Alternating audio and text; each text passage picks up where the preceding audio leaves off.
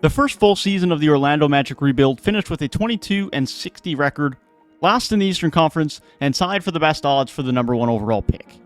But it's clear the Orlando Magic got a great return in their trades that started their rebuild at the trade deadline last year, and have some great pieces moving forward from Franz Wagner, Wendell Carter Jr., amongst others. So let's talk about the young talent on the roster and how good they could be next season and moving forward.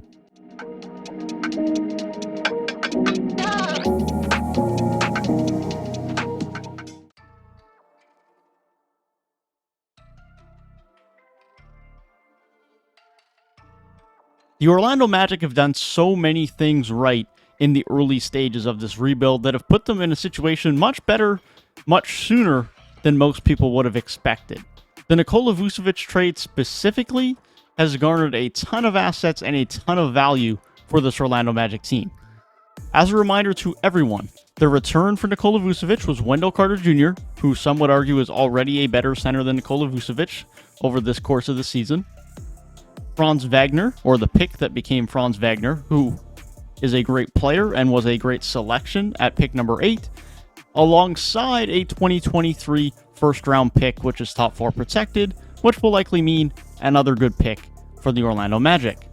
Let's start discussing this trade by talking about one of the more underrated and underappreciated rookies at the top of the 2021 draft class. Franz Wagner at pick number 8 was an absolutely brilliant selection and has had a great rookie season. He's a lock for all rookie first team as far as I'm concerned, and if you don't, well then that's kind of part of him being undervalued and underrated. Although Franz Wagner has not gotten the Rookie of the Year hype that was received by Scottie Barnes, Cade Cunningham, and Evan Mobley, he is not far behind this group and has had a very good rookie season. He's had great consistency and efficiency offensively as a rookie, which is something that is often lacking from players early on in their career. At 6'9", he can create his own shot from deep or attack the rim, has very impressive passing and playmaking skills for this early in his career at his size, and just generally speaking has very good guard skills, which with his size and length is going to bode very well moving forward on the offensive end, as well as relatively impressive defense for his rookie year, as well as someone that was expected that potentially would be a bit slow and not quite have the lateral quicks to be a great defender in the NBA. As mentioned, he will comfortably be on an all-rookie first team and has a great career ahead of him. The biggest surprise from this trade has been Wendell Carter Jr. and how brilliant of a season he had, specifically over the second half of the season where he played near an all-star caliber level at the center position. His floor spacing has improved, although it can be inconsistent at times. It is improving and is becoming more regular, and is something that over the course of the next few years I would expect will continue to develop and become something he can add to his game at a fairly efficient rate. And he has also improved his ability to take guys off the dribble from the perimeter as defenders start to respect more his ability to shoot the three and gets more aggressive closeouts. He's getting better at attacking those aggressive closeouts and finishing at the rim. He still has fine paint touch, is a great rebounder, and a solid defender, and looks to be someone who could have multiple all-star appearances ahead of him in the Eastern Conference or otherwise. The argument can certainly be made now, as mentioned earlier, that Wendell Carter Jr. is better right now than Nikola Vucevic, based on Wendell Carter Jr.'s great production and Nikola Vucevic's struggles this season. And Wendell Carter Jr. was just part of this trade. This was not a one-for-one swap, and yet Wendell Carter Jr. might already be better. On top of Wendell Carter Jr. and Franz Wagner, the Magic will also have another top 4 protected first-round pick in 2023, as previously mentioned. A massive win of a trade for the Orlando Magic, and has set them on a very nice fast track in their rebuild.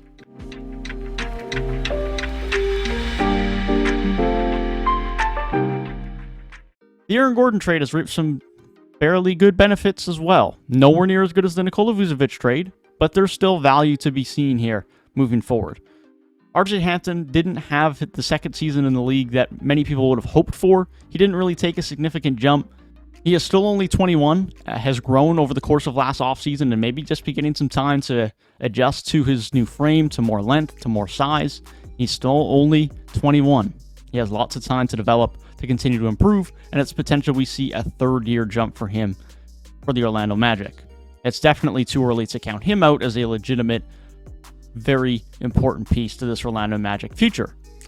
This trade as well will offer a first-round pick, that being in 2025, which, knowing where Denver currently sit, likely will not be a great first-round selection in terms of where it'll land in the first round, but nonetheless is still a valuable asset to have down the line as a draft pick or as a trade asset. But even outside of these two trades, the Orlando Magic already had some very valuable assets that they can use to help towards their rebuild. Firstly, they have acquired many other draft picks.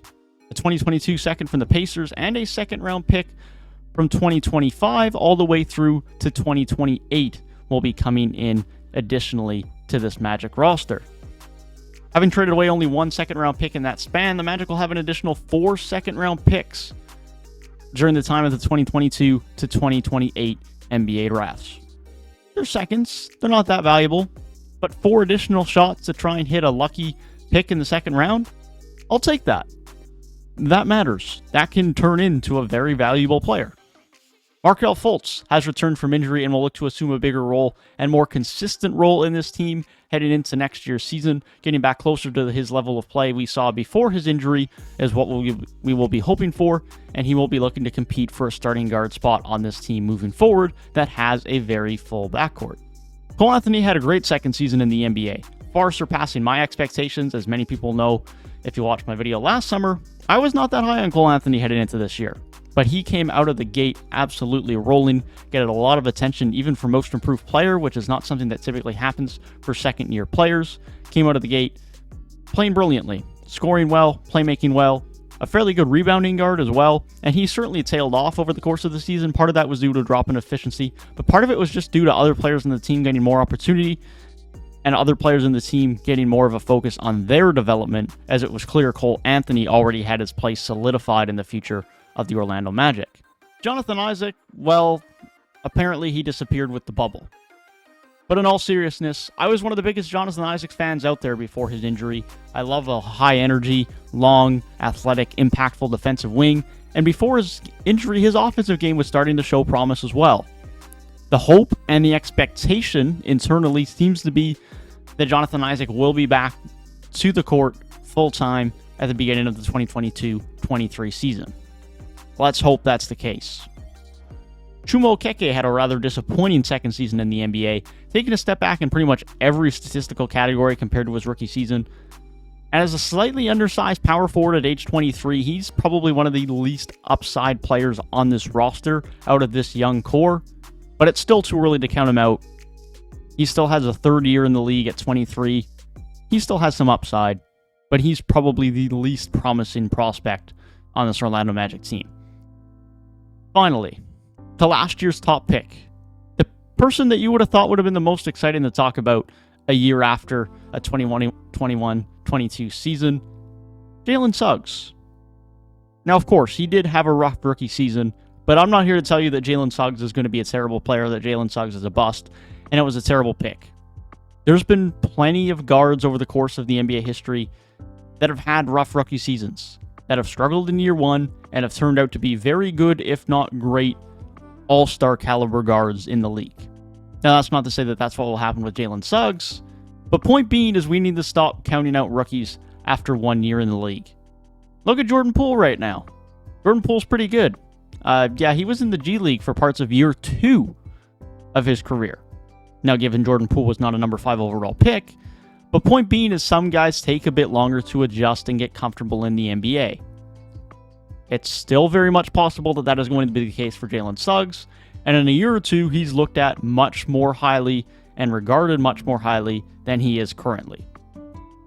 I'm willing to give him much, much more time before I start being severely concerned about Jalen Suggs and considering him a bust.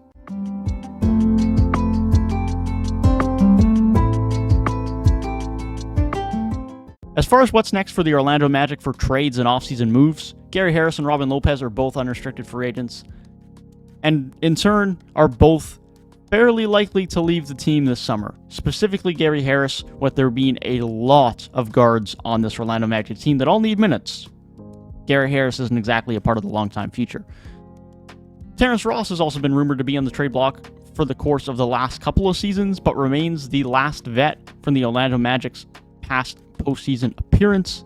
With only 1 year left on his contract heading into the 2022-23 season, I would expect that he is no longer a member of the Orlando Magic by the time next year's trade deadline rolls around. The biggest question from a roster construction standpoint for this Orlando Magic roster heading into the summer is around Mo Bamba, who is an impending restricted free agent. He had a very good season after finally getting regular minutes towards the back end of the 2020-21 season, proving he had value as a rim protector and as a three-point shooter, and continued to do so this year. He's a legit starting caliber NBA center, and there will be multiple teams across the NBA that are willing to give him money. The Orlando Magic were also rumored around the trade deadline to be willing to accept a trade for Mo Bamba that involved a first-round pick, and so it is certainly in question whether the Magic are willing to tie down serious financial terms and years of a contract to Mo Bamba, with Wendell Carter already signing an extension last summer. There is no guarantee Mo Bamba will be on this roster next year, and it's possible Wendell Carter makes a full-time return to the 5 and Mo Bamba sees himself elsewhere. How this situation plays out remains to be seen. Outside of that, the focus is going to simply be on getting good lottery luck and adding another good young talent via the draft.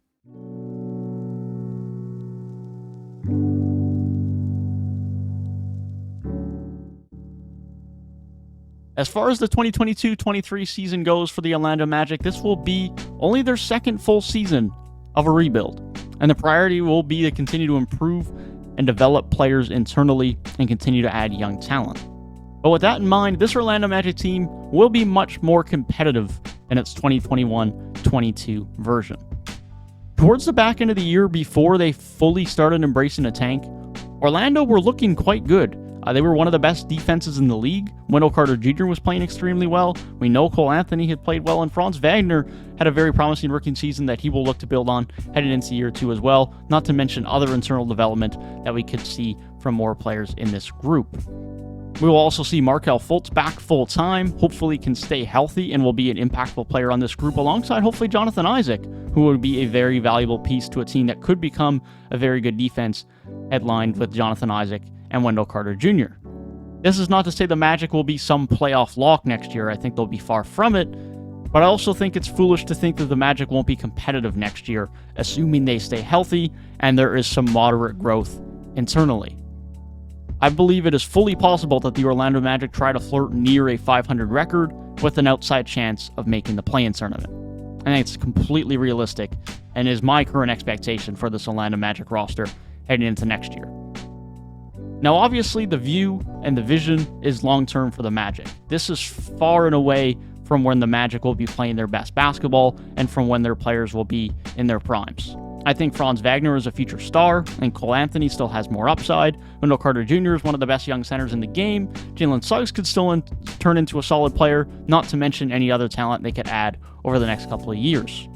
The future looks very good in Orlando, and if I'm an Orlando fan right now, I like my chances of being a very competitive team a few years down the road and being a consistent playoff team in the Eastern Conference. That is my thoughts on the Orlando Magic. Be sure to leave your thoughts down in the comment section below. If you enjoyed the video, be sure to leave a like and subscribe to the channel if you are new. Thank you for watching, and I'll see you guys in the next one. Peace.